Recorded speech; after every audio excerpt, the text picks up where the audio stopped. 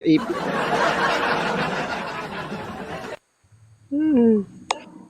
O, di ba? Maganda si May. Hindi yan.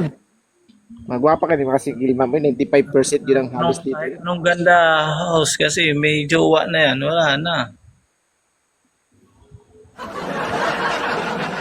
Mas ko eh. Hanggang tingin na lang ako dyan eh.